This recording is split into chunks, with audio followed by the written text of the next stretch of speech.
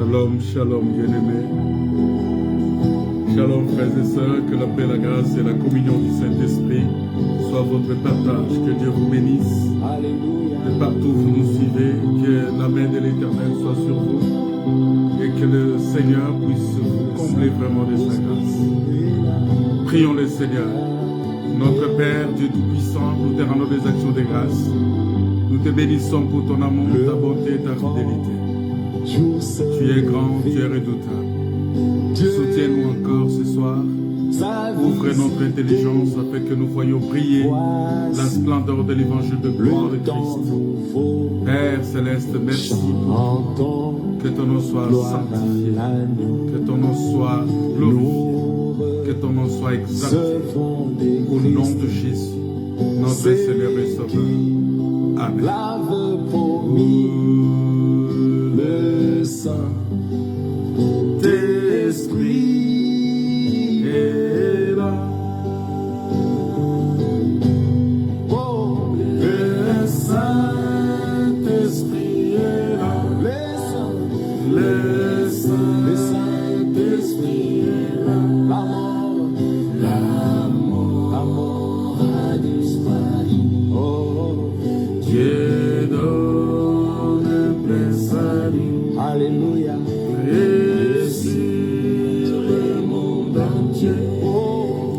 Le grand jour s'est levé, le Saint-Esprit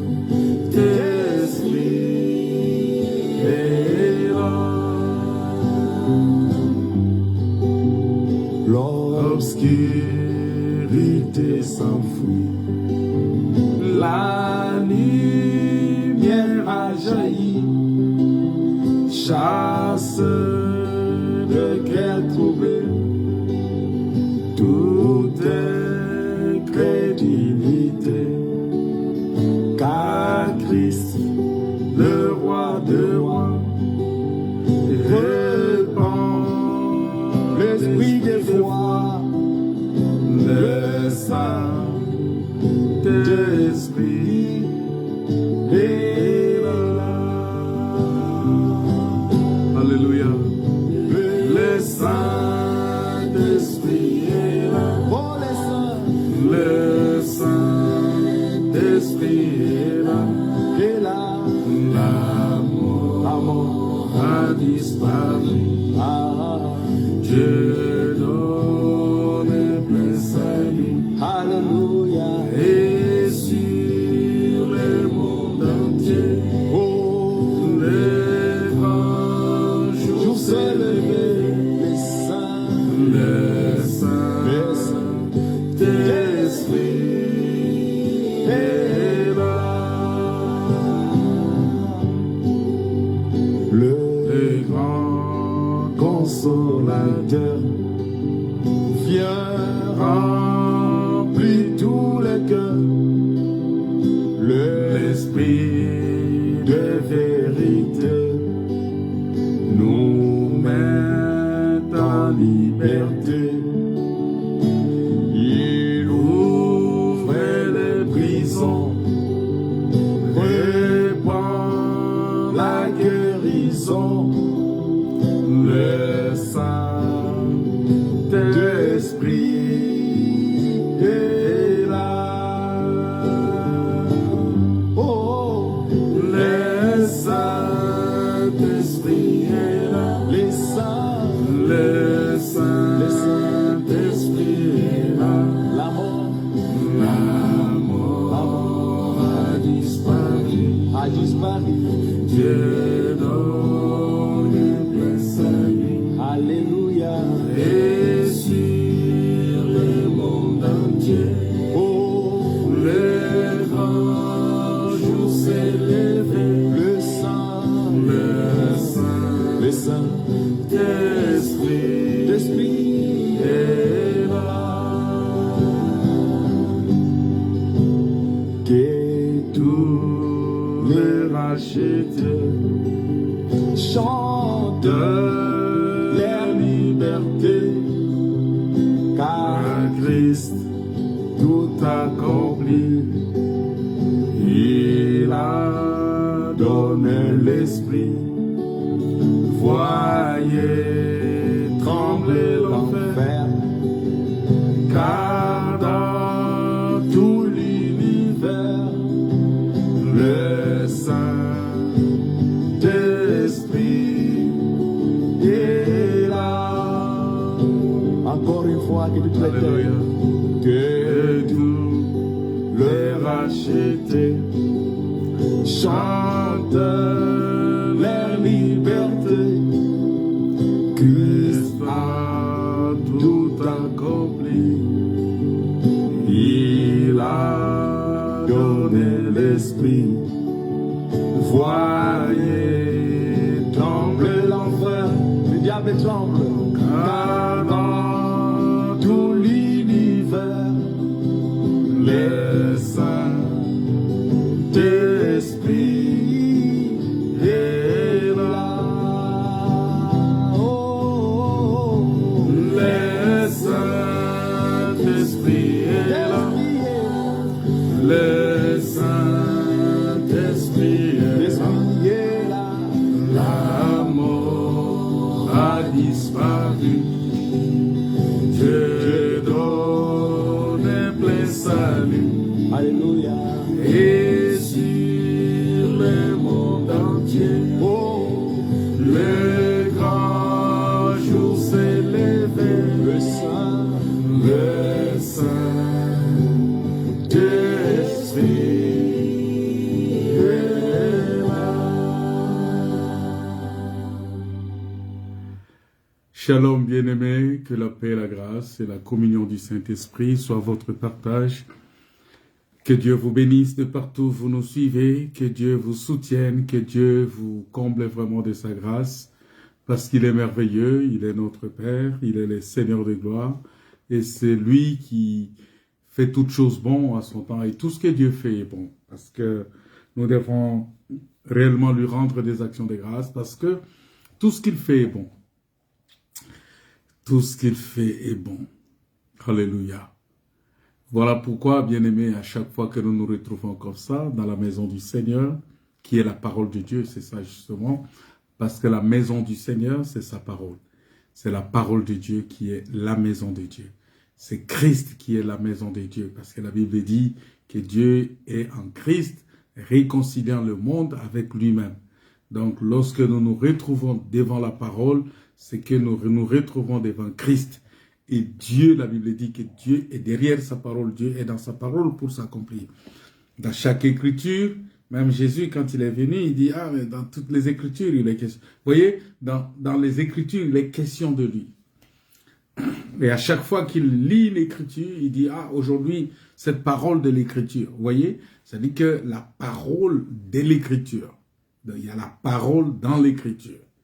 Voilà pourquoi, quand tu prends l'écriture comme ça, il faut nous sortir la parole de Dieu qui est dans cette écriture-là. Parce que si tu ne sors pas la parole de Dieu qui est dans cette écriture, ça va être difficile pour les gens de comprendre. Voilà, donc nous bénissons le Seigneur pour ce moment qu'il nous a accordé, ce moment agréable, ce moment de bénédiction, ce moment de joie, ce moment où il dit, bon écoutez, c'est le moment de venir au Seigneur, c'est le moment de venir écouter sa parole, c'est le moment de lui rendre des actions de grâce. Alors, nous sommes en train, comme toujours, de parler de cet enfant qui est parti de la maison de son père et que cet enfant a pris la résolution de retourner dans la maison.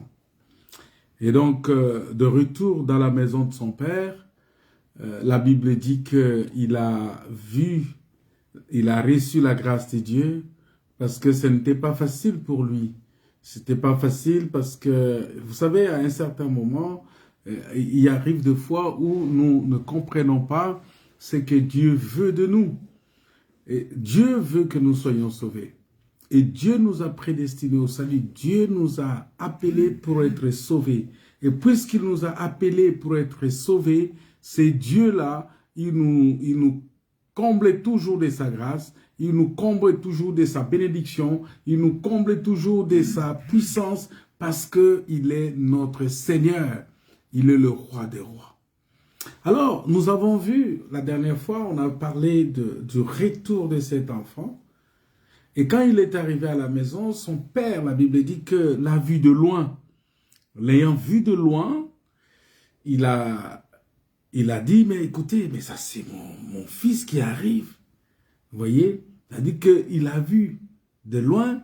La Bible dit que le père est parti à la rencontre de son fils. Vous voyez, c'est-à-dire là nous comprenons aussi que le père quitte sa maison pour aller vers son fils. Vous voyez, le père quitte la maison pour aller vers son fils. Parce que le fils ici, c'est celui qui était perdu, il était considéré comme perdu. Il était quelqu'un qui est totalement perdu et qu'il devrait retourner dans la maison. Maintenant, pour retourner dans la maison, il fallait que le père puisse faire quelque chose. Donc, lorsque nous lisons la parole de Dieu, attends, je vais chercher un texte ici. Le texte nous dit quelque chose. Il dit que, attends, je vais regarder, je vais chercher ce texte-là. Verset 6. La Bible dit que leur retentissement parcourt toute la terre. Leurs accents vont aux extrémités du monde. On dit leurs accents vont aux extrémités du monde, où il a dressé une tente pour le soleil. C'est-à-dire qu'il a dressé une tente pour le soleil, parce qu'il fallait que le soleil puisse aller vers sa tente. Mais il dit que leurs accents vont aux extrémités de la terre. L'accent, ici, c'est ce que nous appelons l'évangile de gloire que nous prêchons. Et cet évangile-là doit aller aux extrémités de la terre, parce qu'il est dit que cette parole sera annoncée jusqu'aux extrémités de la terre. C'est ça l'accent. Cette parole-là, cet accent-là, on dit leur accent. Vous voyez? Leur accent. Et la Bible continue en disant, et le soleil semblable à un époux qui sort de sa chambre, se lance dans la carrière avec la joie d'un héros. Il se lève à une extrémité des cieux et achève sa course à l'autre extrémité. Rien ne se dérobe à sa chaleur. Vous voyez, ça dit le Père qui est dans sa demeure, la Bible dit que rien n'est caché devant Dieu. Tout est à nu et à découvert. Rien ne dérobe à sa chaleur, parce que tout ce qui est devant le Seigneur, il n'y a rien de caché. Il n'y a rien de caché devant Dieu. Parce que Dieu, la Bible dit qu'il l'a vu, il est Père, il a vu au loin. Et c'est ce que les prophètes ont dit. Les prophètes ont dit que nous avons vu de loin les saluts. On a salué ça de loin. Vous voyez, ils ont salué ce salut-là de loin. Ils ont salué le Messie de loin. Et pendant ce temps, je pense que je vous avais déjà expliqué ici, qu'il était question de regarder sur la montagne. Mais il y avait sur la montagne, sur les deux montagnes qui sont décrites dans la Bible, il y avait une montagne de Messie souffrant, mais il y a une autre montagne de Messie rayant. C'est-à-dire qu'il y a la montagne de Messie souffrant, c'est-à-dire là où le Messie a souffert, là où il a porté la croix. Mais il y a une autre montagne où il devrait régner, c'est-à-dire que la montagne de gloire. Voilà pourquoi c'est Pierre qui parle de ça. Il dit que on parle de la souffrance de Christ et de la gloire dont elle serait suivie. C'est-à-dire quand on parle de la souffrance de Christ, ça c'est une montagne, la montagne où personne ne pouvait s'approcher. La Bible dit que lorsque les gens s'approchent de cette montagne, les gens ne pouvaient pas s'approcher parce que les gens mouraient. Tout celui qui s'approche, qui monte, qui prend l'élan pour prendre cette montagne-là, il devrait mourir. Parce que la colère de Dieu était là. Et cette montagne-là, c'est une montagne où Dieu a déversé sa colère. Or, quand on parle de la colère de Dieu ici, on voit ce que la Bible dit dans Ésaïe, que le châtiment qui nous donne la paix est tombé sur lui. C'est-à-dire, il y a quelqu'un qui a porté la colère de Dieu. Le châtiment qui nous donne la paix aujourd'hui est tombé sur quelqu'un. Et cette personne-là, c'est Jésus-Christ. C'est lui qui a porté cette charge-là à notre place. C'est lui qui a porté cette ignominie. Il a porté cette honte-là à notre place. Mais il n'est pas resté là. Parce qu'après avoir porté cette honte, la Bible dit qu'il a été souverainement élevé. Voyez, il a été souverainement élevé et Dieu lui a donné un nom qui est au-dessus de tout nom. Afin qu'au nom de Jésus, tout genou fléchisse. Voilà pourquoi, bien-aimés dans le Seigneur, nous avons compris que cet enfant-là, il ne pouvait pas continuellement rester dans un état de souffrance. C'est-à-dire qu'il y a un moment où le père doit jeter le regard. Et en le voyant de loin, c'est-à-dire que le père le voit de loin. La Bible dit qu'il eut compassion. Parce que on a compassion de quelqu'un qui est en souffrance. On a compassion de quelqu'un qui est en difficulté. Et nous étions réellement en difficulté. La Bible dit que l'amour de Dieu s'est manifesté en ce sens que lorsque nous étions pécheurs, Christ est mort pour nous. Vous voyez, c'est ça l'amour de Dieu. L'amour qui regarde de loin, l'amour qui voit très loin. Et quand il a rencontré son fils, il a vu son fils, il a reçu son fils, il a récupéré son fils, la Bible dit que ce fils-là, son père lui a proposé 4 choses. 4 choses. Et dans ces 4 choses-là, nous voyons que ça parle automatiquement de Judas. Judas qui est le 4e. Judas qui parle de chiffre 4. Mais en même temps, ça parle du soleil. C'est ça l'avantage, c'est ça le bénéfice du soleil. Parce que le soleil, vous allez comprendre qu'il est venu le 4e jour. C'est-à-dire, le soleil sort de sa demeure. Et il sort, il est dans la marche. Mais arrivé à un certain moment, il va s'arrêter. C'est ce que nous voyons dans le livre de Josué où il dit « Soleil, arrête-toi sur Gabaon ». Et le soleil qui s'arrête, il s'arrête pourquoi? C'est pour fouiller et regarder qui réellement doit être sauvé. C'est ça la patience de Dieu aussi.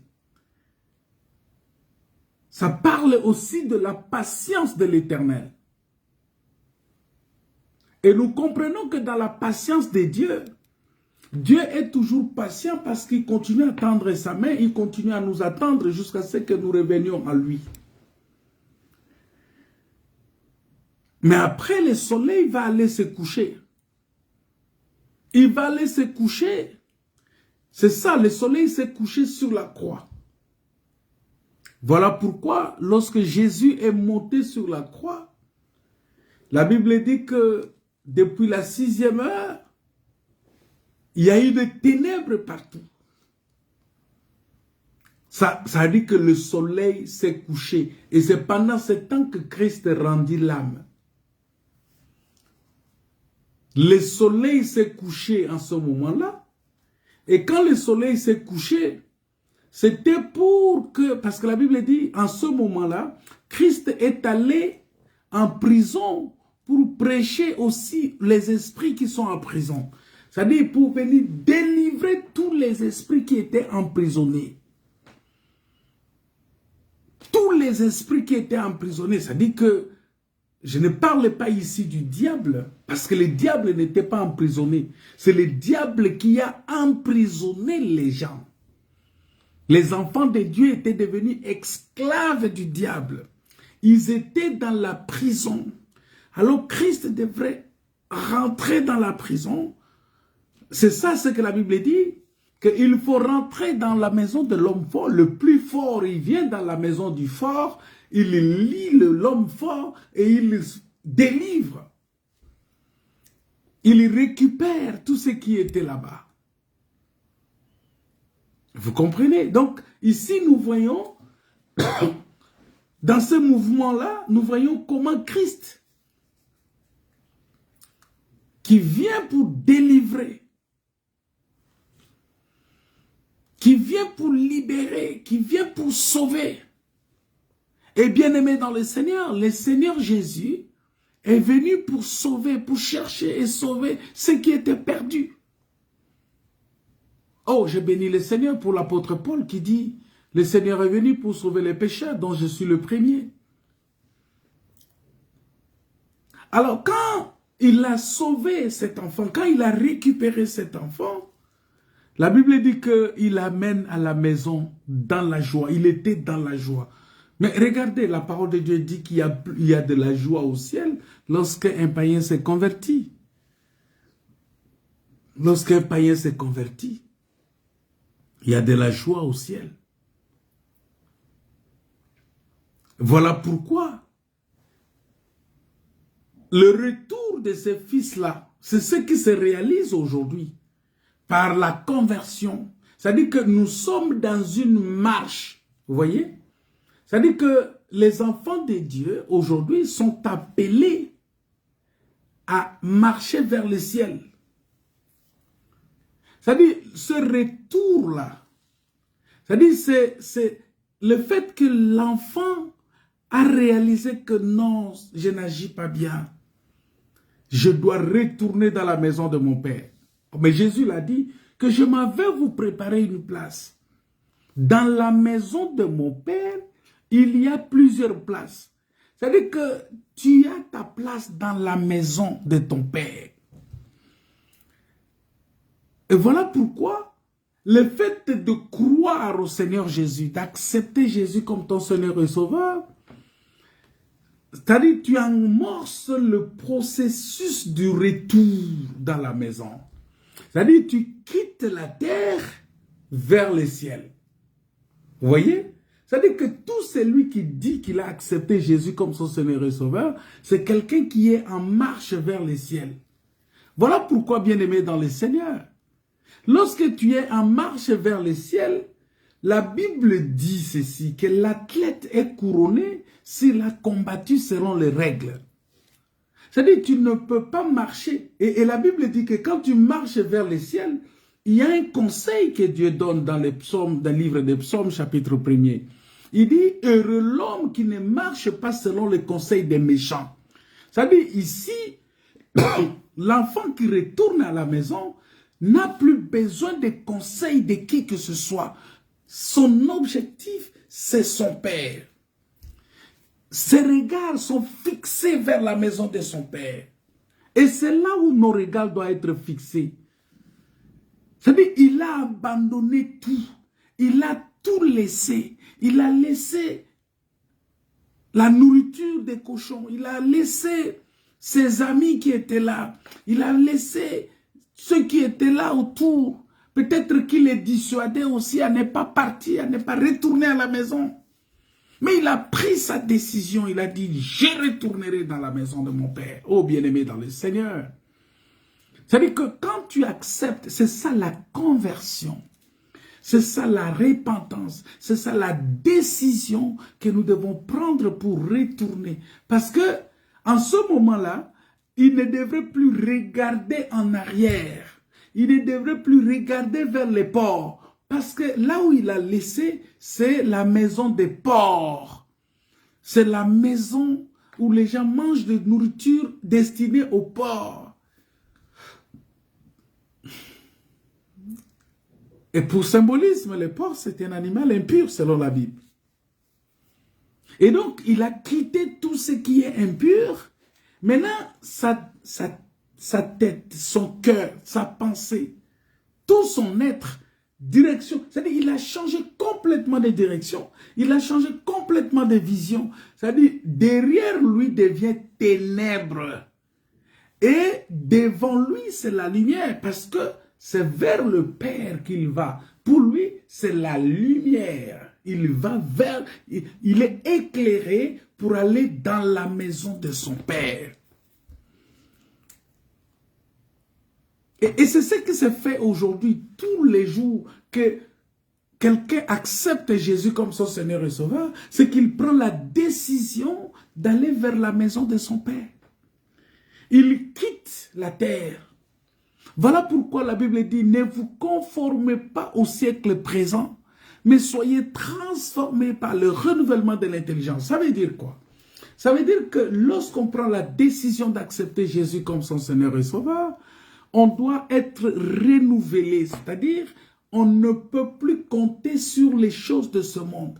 On ne peut plus avoir les regards fixés sur les choses de ce monde, mais nos regards doivent être fixés vers le Seigneur, vers le Christ. Là où Christ est parti, il a dit, je m'en vais, vous préparez une place dans la maison de votre Père. Attends, on va lire ce texte-là. Parce que j'ai l'impression que je parle seulement, c'est dans Jean 14. Il dit ceci, que votre cœur ne se trouble point. Croyez en Dieu et croyez en moi. C'est ça la vie éternelle. Parce que la vie éternelle, c'est qu'ils te connaissent, toi le seul vrai Dieu, et c'est lui que tu as envoyé, Jésus-Christ. C'est Jean 17, verset 3 qui dit ça. Mais là, nous sommes dans Jean 14, verset 1. Il dit, il y a plusieurs demeures dans la maison de mon Père. Si cela n'était pas, je vous l'aurais dit. Point. Après, il continue, il dit, je vais vous préparer une place. Et lorsque je m'en serai allé et que je vous aurai préparé une place, je reviendrai et je vous prendrai avec moi, afin que là où je suis, vous y soyez. La préparation de la place dont Christ parle ici, c'est la construction du corps, c'est la construction de la maison. C'est ce qui est dit dans Éphésiens chapitre 4. Parce qu'aujourd'hui, Christ doit être formé en nous. Il doit être formé pour que, Éphésiens chapitre 4, il dit jusqu'à ce que vous atteigniez la stature parfaite de Christ. C'est-à-dire, lorsqu'on atteint la stature parfaite de Christ, c'est-à-dire que la maison est construite. Ça veut dire que tout est fait, tout est bon. Maintenant, nous devons rentrer dans la maison. C'est ça, ça veut dire que, il dit jusqu'à ce que vous atteigniez la stature parfaite. C'est-à-dire la maison est construite comme le tabernacle était construit. Vous voyez? Donc aujourd'hui, le Seigneur est en train de construire le tabernacle céleste. Mais il est construit avec les pierres qu'il est en train de ramasser. Et c'est toi et moi, nous qui sommes ces pierres-là. Il est en train de nous prendre, nous sommes les membres de ce corps-là, les membres de cette maison-là, les pierres vivantes avec lesquelles on construit cette maison céleste. Et comme le Seigneur est en train de construire, ça se construit par la parole. Parce que, mais Jésus a dit, Paul a dit ça dans 1 Corinthiens. Il dit, J'ai posé les fondements comme un sage architecte. Prenez garde de la manière dont vous bâtissez dessus. Il dit, j'ai posé les fondements comme un sage architecte. Et prenez garde à la manière dont vous bâtissez dessus. Vous voyez, ça veut dire que il est en train ici de nous expliquer comment il a posé les fondements. Et quand le fondement est posé, le fondement de quoi? De la maison. Et la Bible dit, ne savez-vous pas que vous êtes le temple de Dieu? Vous êtes la maison de Dieu. Nous sommes la maison, l'édifice de Dieu en esprit. C'est nous. C'est-à-dire, pendant que tu écoutes la parole de Dieu, pendant que tu écoutes la parole de Dieu, c'est-à-dire que le Seigneur est en train, par le ministère de la parole, poser les pierres, construire dessus, parce que le fondement, la Bible dit, nous sommes bâtis sur le fondement des apôtres et des prophètes, Jésus la pierre angulaire. Donc la pierre angulaire de cette maison, c'est Jésus-Christ, la maison du Père. C'est Jésus qui est la pierre angulaire. Et toi et moi, nous sommes des pierres vivantes qu'on est en train de construire dessus. Et il dit, prenez garde à la manière dont, voilà, on va lire ça. Selon la grâce de Dieu qui m'a été donnée, j'ai posé les fondements comme un sage architecte.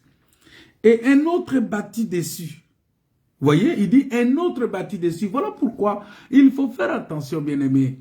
Il ne faut pas t'enorgueillir parce que ce travail ici, ce n'est pas ton travail. La maison de Dieu n'est pas ton entreprise. L'église n'est pas ta maison. C'est la maison de Dieu. Et quand je parle de l'église ici, je ne vois pas la salle là où nous allons. Ça, c'est un lieu de rassemblement. Mais quand je parle de l'église ici, je parle de corps Christ. L'église, c'est le corps de Christ. Et ce corps-là est en train d'être construit aujourd'hui par l'enseignement, par la parole. Voilà pourquoi j'ai dit l'autre fois qu'il faut faire attention parce que quand on prend les pierres, on doit tailler ça. Voilà pourquoi il faut comprendre que la parole de Dieu peut être dure. La parole de Dieu peut être stricte et sévère. Quand tu écoutes ça, tu te dis waouh, waouh, waouh, waouh. Mais c'est comme Jésus, il a dit à la foule, il a dit aujourd'hui vous allez manger ma chair, vous allez boire mon sang. Les gens ont dit waouh, waouh, waouh, oh, il veut nous traiter des cannibalistes. Donc nous devenons des cannibalistes. Chacun commençait à prendre sa route. Ils ont fui. Et quand ils sont partis, ils se retournent vers les apôtres et ils disent mais et vous, pourquoi vous n'êtes pas partis? Les apôtres lui dirent non, Seigneur, tu as les paroles de vie. Vous voyez? C'est-à-dire que cette parole-là qui est dure, qui peut l'écouter? Cette parole dure-là, c'est ça qu'on appelle la parole de vie. Voilà pourquoi je vous dis que la doctrine est la parole de vie. Lorsqu'elle est enseignée, souvent c'est dur à entendre.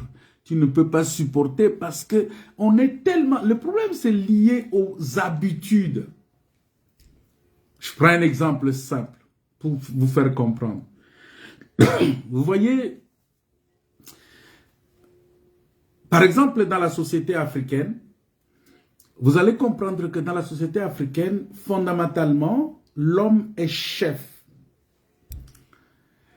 Il y a cette autorité-là qui est établie. Et l'homme quitte l'Afrique, il vient en Occident, où il trouve qu'on a mis sur la table l'égalité des sexes. L'égalité entre l'homme et la femme. C'est-à-dire, ces changements-là, vous savez, c'est ça aussi la cause de beaucoup de problèmes, beaucoup de divorces, parce que on vient rencontrer une autre habitude, une autre coutume, une autre façon de voir les choses. Et ça, souvent c'est difficile à avaler pour certains. Et du coup, ça les amène, plus l'homme veut s'affirmer comme homme, la femme veut dire, ben, écoutez, non, non, c'est moi ici. Alors ça crée un boom. Et vous allez voir que tout le temps, il y a des disputes. Il n'y a personne qui veut écouter l'autre. Il n'y a personne qui veut se soumettre à l'autre. Il n'y a personne qui veut accepter qu'il soit corrigé par l'autre. Alors ça crée, c'est-à-dire on se retrouve, l'homme sent comme si il est en face d'un autre homme dans la maison.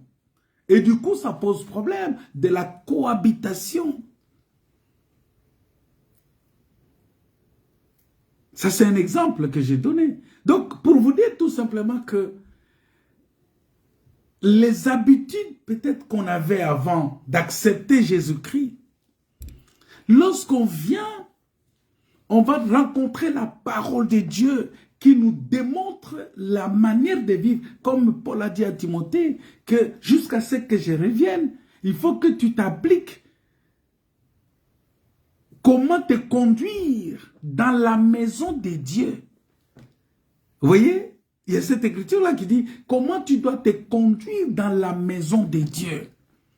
La colonne est l'appui de la vérité. C'est-à-dire que dans la maison de Dieu, il y a la colonne et l'appui de la vérité. Et donc, dans cette maison-là, il y a des règles. Maintenant, si toi, tu ne veux pas t'accommoder à ces règles-là, ça va être difficile pour toi de supporter. Et c'est ce qui fait souvent que les gens, soit ils commencent à changer des églises, ou carrément ils disent non, non, non, non, je ne peux pas supporter ces enseignements-là, c'est trop dur, mais je me retire de cette église-là. Vous voyez? Tout simplement pour montrer que il y a des choses qui arrivent dans la vie de foi qui sont difficilement... selon la chair, comme ça, c'est difficile à accepter. Vous allez voir comment le Seigneur va vous enseigner, par exemple. Il dit, bon, la femme doit être comme ça, doit s'habiller de la manière décente. L'homme doit aimer sa femme. La femme doit se soumettre à son mari. L'homme doit pourvoir aux besoins de sa femme. Aujourd'hui, si on dit, on enseigne que, ben, écoute, mon frère, sache que tu dois prendre en charge ta femme, tu dois la supporter, tu dois tout faire pour ta femme. L'homme va dire, non, non, non, on est dans une société où tout est 50-50, parce que si vous acceptez qu'il y ait l'égalité, donc on doit faire aussi 50-50. Vous voyez, c'est-à-dire on rentre dans une situation où, des fois, les traditions, les systèmes de ce monde deviennent un obstacle à la mise en pratique de la parole de Dieu. Voilà pourquoi il faut faire très attention avec ça. Vous voyez? Donc, les gens, quelqu'un est habitué avec les systèmes de ce monde. Pour lui, il doit boire l'alcool tous les jours. Pour lui, il retrouve le bonheur dans les boîtes de nuit, dans des choses comme ça. Et tu viens lui apporter la parole de Dieu, tu lui dis non, c'est la parole de Dieu qui apporte le bonheur. Il va te dire tout de suite que non, je ne suis pas d'accord avec toi. Donc, dans la maison du Père, il y a plusieurs demeures. Et donc, nous sommes maintenant en direction, nous sommes maintenant en route vers la maison du Père. Voilà pourquoi, bien-aimés dans le Seigneur, il faut, dans cette marche-là, parce que nous sommes dans une marche vers la maison du Père, nous devons marcher selon les règles. Et les règles, c'est la doctrine. Les règles, c'est la parole de Dieu. Les règles, c'est l'enseignement qu'on nous donne tous les jours. Que si tu veux entrer au ciel, voici comment tu dois te comporter. Voici comment tu dois te conduire. Parce que si tu ne te conduis pas selon les règles, tu n'arriveras pas. Tu n'entreras pas. Et maintenant, nous voyons que pour que le Père prenne son Fils et qu'il le fasse entrer dans la maison, il va faire des choses où il va demander, parce que il va demander, premièrement, qu'on puisse revêtir cet enfant-là de la robe. Il dit, apportez vite la plus belle robe et l'en revêtez. Ça, c'est dans Luc 15, verset 22. Il dit, apportez la plus belle robe. Et en ce moment-là, nous voyons que il lui a ôté l'ancienne robe. Il lui a ôté, il a dépouillé. Il s'est dépouillé de l'ancienne tunique souillée. Et la Bible dit que il a travaillé jusqu'à haïr, haïssant jusqu'à la tunique souillée par la chair. Ici, on parle de la tunique souillée par la chair. C'est-à-dire le corps, quand on parle de la tunique, c'est le corps qui est souillé par la chair. Vous voyez? C'est-à-dire que tu es souillé par la chair. La chair est faible, mais l'esprit est disposé. Et la Bible dit que cette vieille nature corrompue, avec toutes ses œuvres de la chair, doit être rejetée, totalement rejetée. Rejetée une fois pour toutes, parce qu'elle ne peut pas être réparée.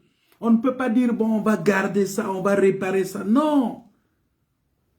Parce que il y a des gens qui disent, bon, on va réparer ça, on va garder ça. Non, non, non, non, non, bien-aimé. Voilà pourquoi notre vieil homme a été crucifié avec Christ. Mais nous devons savoir qu'en Christ, nous sommes revêtus de la plus belle robe, qui est la parole de Dieu. Une robe qui est le reflet de l'amour du Père. Ces vêtements qui rayonnent, ces vêtements que Christ a portés sur la montagne de transfiguration. C'est ça la plus belle robe. Vous voyez? La Bible dit que Christ, lorsqu'il est transfiguré, ses vêtements deviennent blancs comme le soleil. Vous voyez? C'est ça la plus belle robe. Or, quand on parle de la plus belle robe, selon Apocalypse chapitre 19, versets 7 à 9, la Bible dit que ce sont là les œuvres justes des saints. C'est ça le fin lin. Apocalypse 19, versets 7 à 9. La Bible dit, réjouissons-nous et soyons dans l'allégresse et donnons-lui gloire, car les noces de l'agneau sont venues et son épouse s'est préparée. Et il lui a été donné de se revêtir d'un fin lin éclatant, pur, car le fin lin, ce sont les œuvres justes des saints. Les saints ce ne sont pas les morts qu'on qualifie de saints. Les saints, c'est toi et moi, qui avons accepté Jésus-Christ comme notre Seigneur et Sauveur. C'est nous qui sommes des saints. Maintenant, la Bible dit que les œuvres justes des saints, c'est ça, cette robe-là, la robe, la belle robe, la plus belle robe. C'est ça les œuvres des saints, les œuvres justes des saints. Bien-aimés dans le Seigneur, c'est ça l'habit de l'épouse. À ce moment-là, nous comprenons que cet enfant-là, c'est l'épouse. Cet enfant-là, c'est l'Église aujourd'hui, qui est l'épouse parole, qui doit porter la belle robe. Or, comment tu dois faire pour porter la belle robe? Pour porter la belle robe, il faut accepter Jésus-Christ comme ton Seigneur et Sauveur. Il faut accepter l'enseignement de Jésus-Christ. C'est-à-dire que c'est comme la psalmiste, dans Cantique des Cantiques. La Sunamite a dit, je suis belle.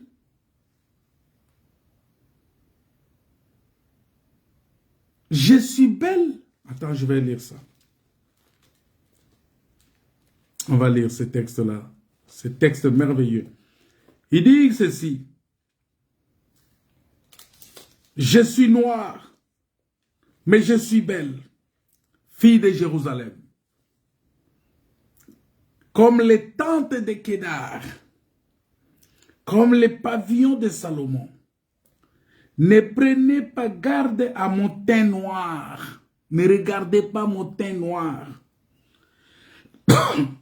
C'est le soleil qui m'a brûlé. Ah, donc la beauté ici, c'est lorsque le soleil te brûle. C'est le soleil qui m'a brûlé. Les fils de ma mère se sont irrités contre moi. Ils m'ont fait gardienne des vignes. Ma vigne à moi, je ne l'ai pas gardée. Il dit, c'est le soleil qui m'a brûlé. Mais je suis belle. Je suis noire, mais je suis belle. Ça veut dire que sa nature ne plaisait pas aux gens de ce monde. Sa beauté, la beauté de la femme ici, ce n'était pas cette beauté-là extérieure qui attire le regard des païens ou le regard des hommes. Mais c'est une beauté intérieure. C'est pourquoi il dit, je suis belle. C'est le soleil qui m'a brûlé. Ça veut dire, tu me vois de l'extérieur moche, mais sache que je suis belle. Ça veut dire quoi? Ça veut dire, la beauté de la femme, c'est la virginité. La beauté de la femme, c'est la féminité. La beauté de la femme, c'est la maternité.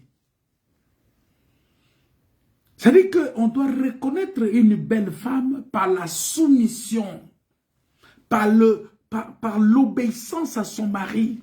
Une bonne femme est reconnue comme ça, frère, ma soeur. C'est ça la beauté d'une femme. Ce n'est pas cette beauté liée au make-up. Tu te déformes avec des make-up et tu te dis, ah, tu regardes au miroir, tu dis, ah, je suis belle. Mais qu'on enlève les filtres. Qu'on enlève les... Il y a beaucoup de gens qui font des filtres sur les téléphones, qui font des filtres, qui font des make-up, tout ça, ils font les filtres.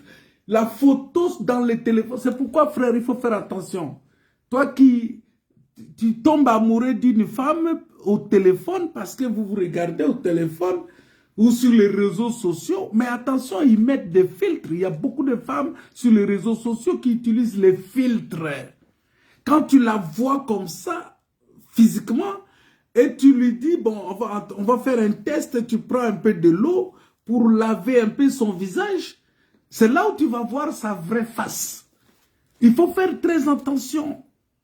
Sinon, tu vas prendre la personne autre que celle que tu devrais aimer réellement. Alors, la beauté de la femme bien-aimée, c'est l'obéissance, c'est-à-dire la beauté de l'Église aujourd'hui. Notre beauté aujourd'hui, c'est notre soumission à la parole de Dieu. C'est notre obéissance à la parole de Dieu. C'est ça qui fait notre beauté. Vous voyez? C'est ça qui fait. Alors, la plus belle robe, c'est pour une femme qui s'est préparée. C'est pour l'épouse parole. Donc cet enfant-là devient automatiquement l'épouse parole. Voilà pourquoi vous allez comprendre que le fils aîné, c'est le premier né. C'est-à-dire c'est le fils aîné. Le fils aîné, la Bible dit qu'il est toujours avec son père. Je vais arriver là-bas. Peut-être pas aujourd'hui. Vous allez comprendre que le fils aîné ici, c'est Christ lui-même. Parce que c'est lui le premier-né d'entre les frères. Donc, le père dit, tu es toujours avec moi ici. C'est-à-dire, vous allez comprendre que le père est en moi, moi je suis dans le père est en moi. C'est ça.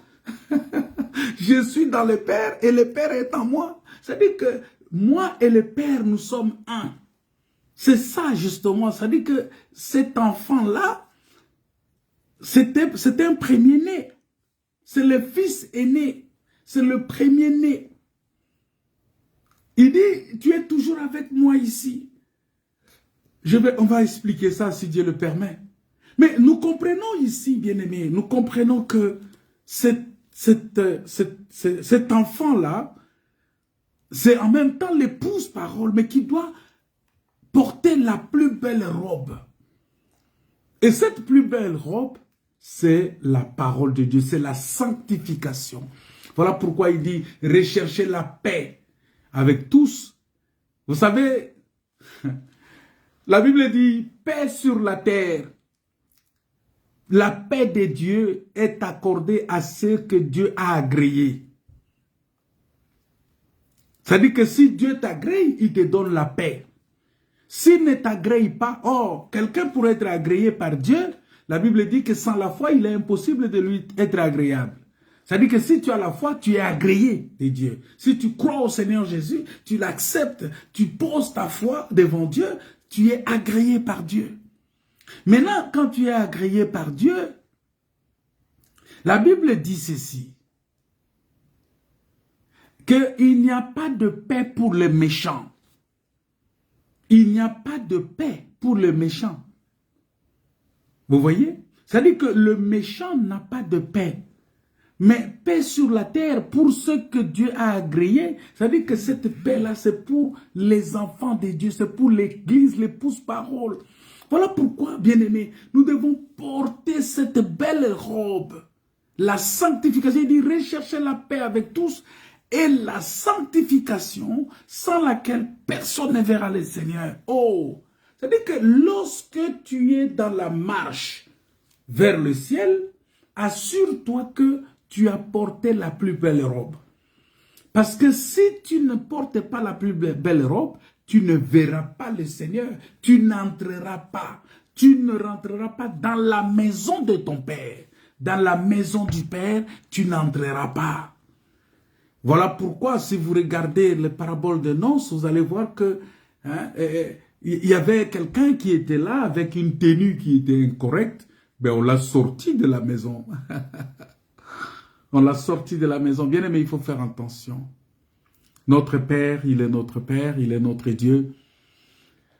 Aujourd'hui, on est en train de construire la maison de Dieu. Par la parole, le corps Christ est en train de se construire aujourd'hui. On est en train... La prédication qu'on donne là, c'est la construction du corps de Christ. Et nous devons nous assurer que l'épouse parole est en train de porter la plus belle robe, qui est la parole de Dieu, la sanctification, les œuvres de la foi. Les œuvres de la foi, les œuvres du Saint-Esprit. Il faut porter l'œuvre du Saint-Esprit. Oh, les œuvres du Saint-Esprit, c'est quoi? C'est l'amour. C'est l'amour. Voilà pourquoi la Bible dit, il n'y a que l'amour qui entrera.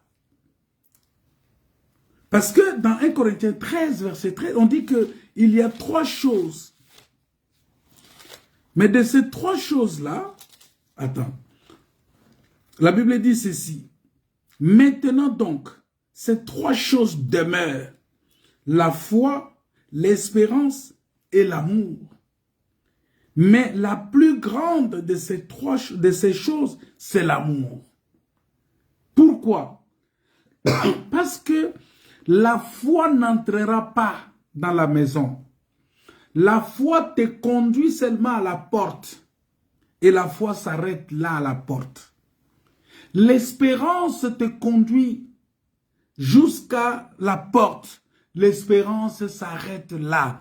Parce que on ne peut pas entrer avec l'espérance au ciel. Si tu entres au ciel, tu ne peux plus rien espérer encore.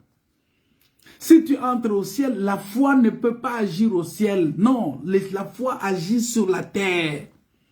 Mais ce qui va m'amener jusqu'au ciel, jusqu'à dans la maison du Père, c'est l'amour. Vous voyez? Et c'est ça la plus belle robe. C'est-à-dire que si tu portes la plus belle robe, c'est l'amour.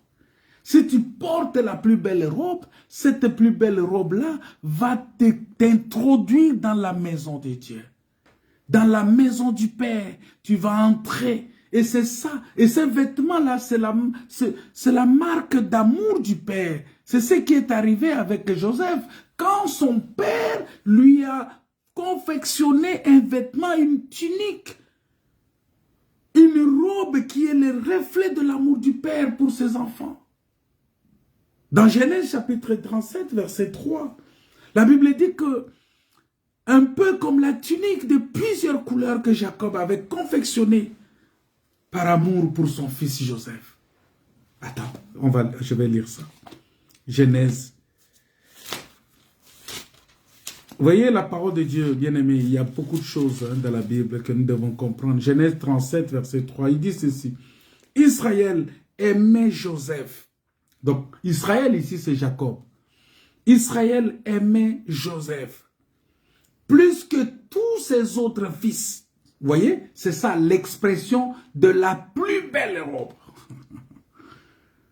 L'expression de la plus belle robe, ça dit que ce qui dépasse tout. Il dit de ces trois choses, il y a la foi, l'espérance et l'amour. Mais les plus, vous voyez, ça dit que la plus belle, le plus, ce qui dépasse les autres, c'est l'amour.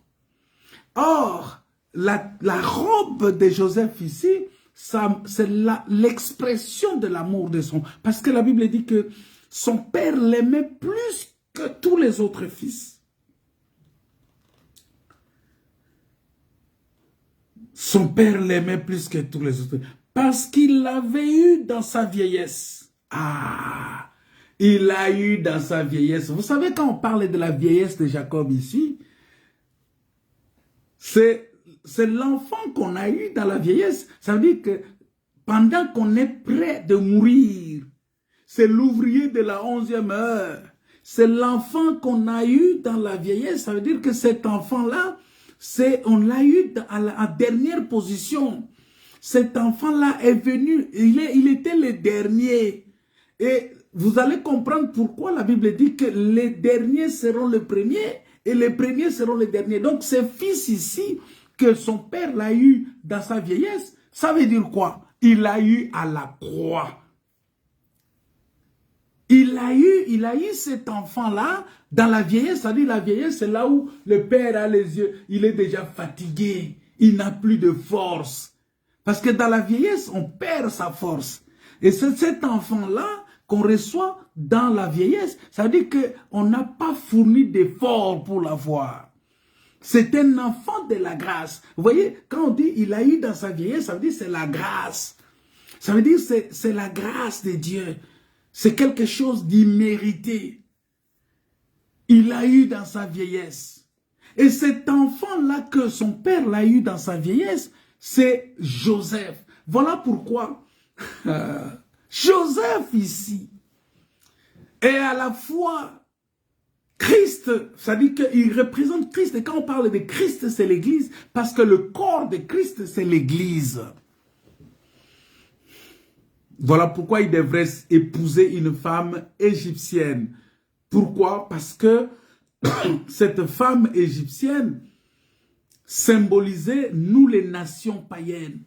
Nous qui n'étions pas Israël, nous qui n'avons pas bénéficié de la loi que Moïse avait donnée. Et vous allez comprendre que l'enfant de la jeunesse, c'est Israël. Parce que Jacob l'a eu le matin. C'est ça Ruben. Mais la Bible dit que Ruben, il est monté sur la couche de son père. Et il n'aura plus la prééminence. C'est-à-dire, lui qui était le premier, il ne va plus avoir la prééminence. Il va devenir le dernier. Le premier va devenir le dernier. Et le dernier va devenir le premier. Vous voyez? Le premier va devenir le dernier, c'est-à-dire lui, Ruben, qui était le premier-né, il va devenir le dernier. Et Joseph, qui était vers le dernier, c'est lui qui va devenir le premier.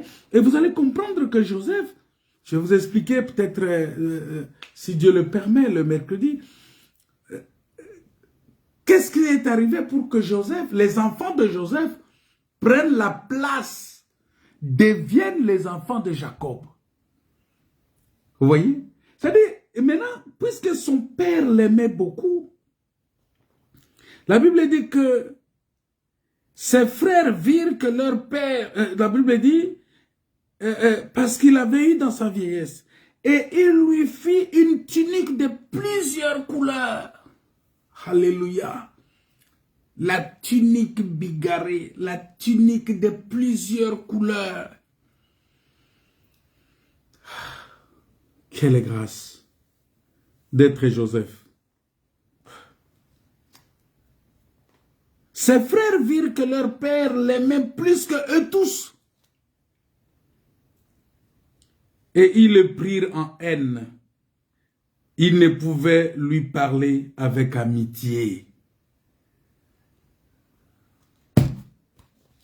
Bien-aimés dans le Seigneur, on va expliquer ça si Dieu le permet.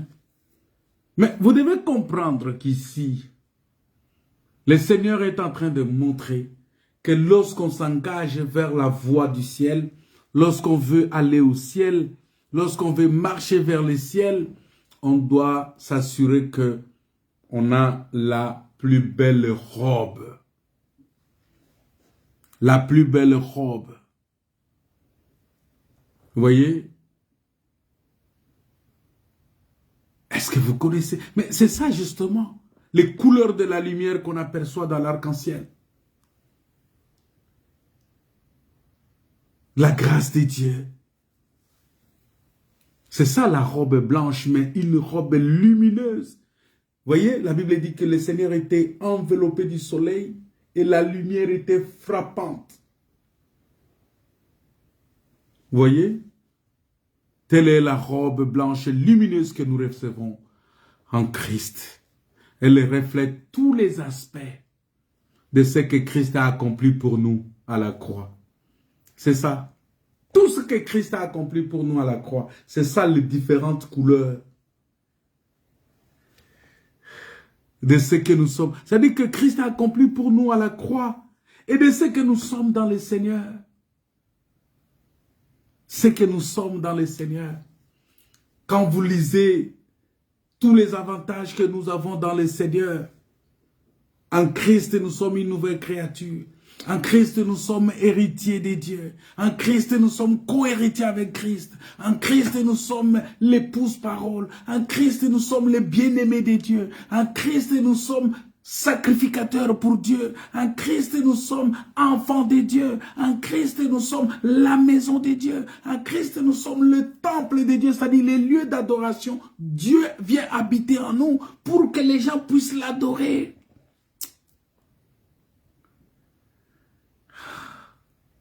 Bien-aimés dans le Seigneur, n'est-il pas dit dans la parole de Dieu, dans 1 Corinthiens 1, verset 30, que Christ a été fait pour nous sagesse. Il a été fait pour nous sagesse, justice, sanctification et rédemption. Je vous ai dit que le Fils avait reçu 4 choses. Dieu lui a donné la sagesse. La sagesse ici, c'est l'explication des choses. Parce qu'on a confirmé la sagesse de Salomon, parce qu'il était capable d'expliquer des choses difficiles. Et la reine de Saba a quitté l'Éthiopie pour venir contempler cette sagesse-là. Parce qu'il répondait, il expliquait les questions difficiles. Et c'est ça notre évangile. L'évangile que nous prêchons. C'est 1 Corinthiens, chapitre 1er, verset 30, ce n'est pas 40. C'est verset 30. Vous voyez? La sagesse. Un enfant, c'est lui qui accepte Jésus-Christ comme son Seigneur et Sauveur, doit recevoir la sagesse. Je dis bien 1 Corinthiens chapitre 1, verset 30. Ce n'est pas 40, parce que le verset 40 n'existe pas. Vous voyez? Donc, nous devons faire extrêmement attention parce que quand on reçoit la sagesse, on doit être en mesure d'expliquer la chose. On doit être en mesure de parler de la chose. On doit être en mesure d'expliquer cette parole-là aux autres. C'est ça la sagesse. La sagesse, c'est l'explication des choses. La Bible dit même que la sagesse a bâti la maison. La sagesse est la première œuvre de Dieu. La première des œuvres de Dieu. La sagesse. La sagesse d'en haut. Voilà pourquoi un enfant de Dieu, il doit devenir lui-même la lettre manifestement écrite. C'est-à-dire que quand on te voit, tu expliques le royaume des cieux. Ta vie explique le ciel sur la terre. Tu dégages l'amour, tu dégages la paix, tu dégages la joie. La sagesse. Après la sagesse, nous avons la justice. Que Dieu vous bénisse. Je vais m'arrêter là peut-être pour aujourd'hui parce que Vous savez, c'est avec cette tunique, cette robe blanche que nous pourrons entrer dans la salle des noces de l'agneau. C'est pourquoi le Seigneur déclare, « Voici, je viens comme un voleur. Et heureux celui qui veille et qui garde ses vêtements afin qu'il ne marche pas nu et qu'on ne voit pas sa honte. » Apocalypse chapitre 16, verset 15. Après, on va voir qu'il a reçu aussi une bague au doigt. Vous savez, lorsque Joseph fut établi premier ministre en Égypte, Pharaon ôta son anneau de la main et le mit à la main de Joseph. Je vais expliquer ça. Vous allez voir que quand il a ôté l'anneau de sa main, il l'a mis dans la main de Joseph. La bague était le symbole du pouvoir, de l'autorité, de l'honneur et de la dignité. C'est la dignité. La Bible dit, nul ne peut s'attribuer cette dignité-là. Joseph ne s'est pas attribué la dignité, mais il lui a été confié. Voilà pourquoi la Bible dit, Christ a été souverainement élevé. Et Dieu lui a donné un nom qui est au-dessus de tout nom. Il dit, nul ne peut s'attribuer cette dignité-là, d'être qualifié souverain sacrificateur ou sacrificateur. Il faut que cela te soit confié. Il y a beaucoup de désordre aujourd'hui. Quelqu'un dort, il se réveille, il dit il est pasteur. Et surtout avec les téléphones, avec l'internet aujourd'hui, il prend son téléphone, il met là, il commence à prêcher. Il devient pasteur. Tout le monde l'appelle pasteur. Mais qui t'a établi? Moïse, quand il est parti pour libérer les enfants d'Israël, on lui a posé la question, qui t'a établi? Juge sur nous. Qui t'a établi? Qui t'a établi? Qui t'a établi? Ce n'est pas parce que tu parles bien français. Voilà pourquoi il y a beaucoup de faux enseignements, qui circulent, parce que c'est porté par les non établis. Est-ce qu'on t'a revêtu de cette autorité-là, de ce pouvoir-là? Que Dieu vous bénisse. Je vais m'arrêter là. On va prier le Seigneur. On va rendre grâce à Dieu. Et on va prier. Parce que notre Dieu, c'est un Dieu merveilleux. Il est notre Père. Il nous aime tellement. Vous voyez? Il nous aime tellement que il veut que nous puissions... Voyez, bien-aimés, nous devons connaître notre position en Christ. C'est très important. Apocalypse chapitre 1, verset 5 à 6 dit ceci. Ça dit, à celui qui nous aime, qui nous a délivrés de nos péchés par son sang. Vous voyez? À celui qui nous aime. La Bible dit, et de la part de Jésus-Christ, le témoin fidèle.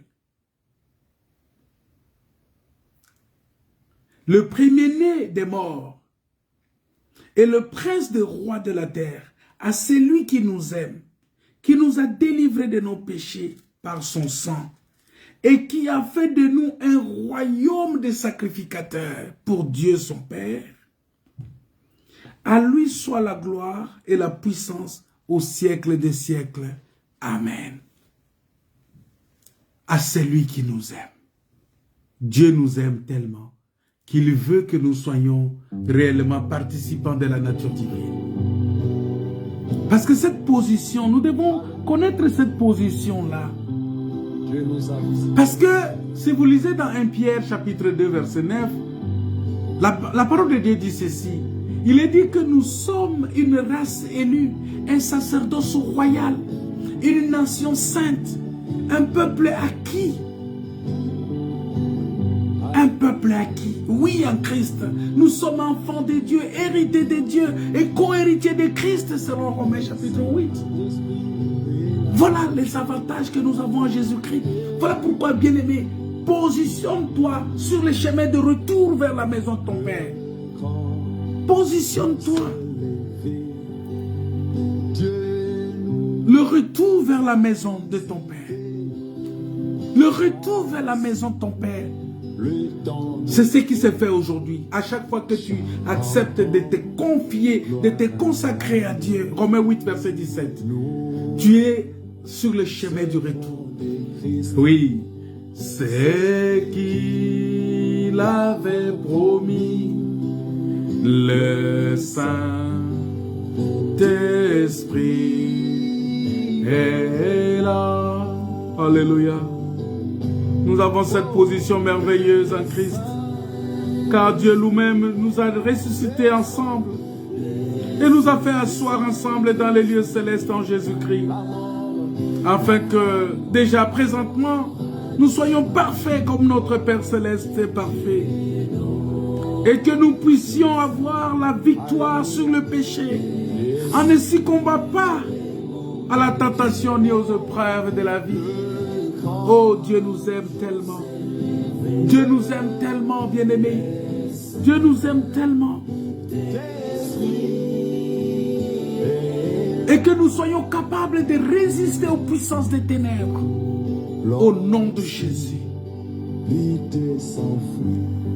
Alléluia. La Bible dit que de toutes ces choses-là, nous sommes plus que vainqueurs.